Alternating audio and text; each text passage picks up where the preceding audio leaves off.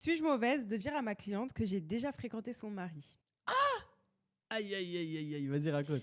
Je travaille dans un salon de coiffure et j'ai une cliente. Elle a commencé à venir ici en novembre et est devenue ma nouvelle habituée. Mhm. La première fois qu'elle est venue, elle a dit que c'était drôle que moi et sa fille ayons le même prénom.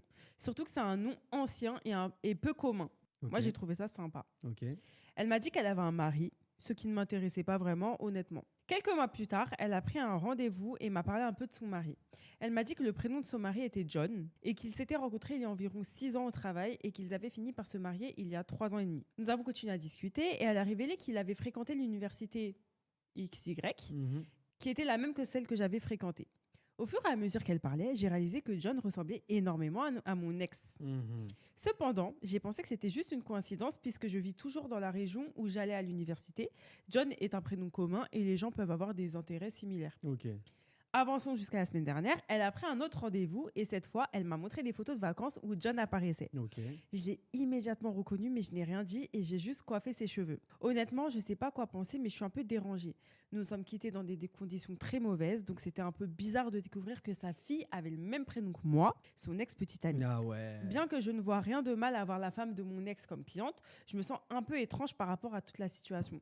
Je veux pas lui dire et agir comme si j'étais l'ex-petite amie folle qui essaie de ruiner leur relation, mais j'ai l'impression qu'elle devrait le savoir. Si j'étais à sa place, je voudrais le savoir. Alors, qu'est-ce que je devrais faire? Aïe, aïe, aïe, aïe, aïe, aïe, aïe. Moi, franchement, si je suis elle, vas-y, je cherche même pas à faire de problème. Moi, je dis rien. La vérité, je dis rien. Parce que c'est sûr que si tu parles, c'est les problèmes et potentiellement, bah, tu vas ruiner une relation ou créer de la discorde. Donc Moi, moi, je crois que je dis. Hein. ah bon? Ouais. T'es mauvaise, toi. J'ai juré, t'es mauvaise. Non, parce qu'en vrai, je me dis quoi? Je me dis, imagine un jour, elle découvre Mhm, que je sais.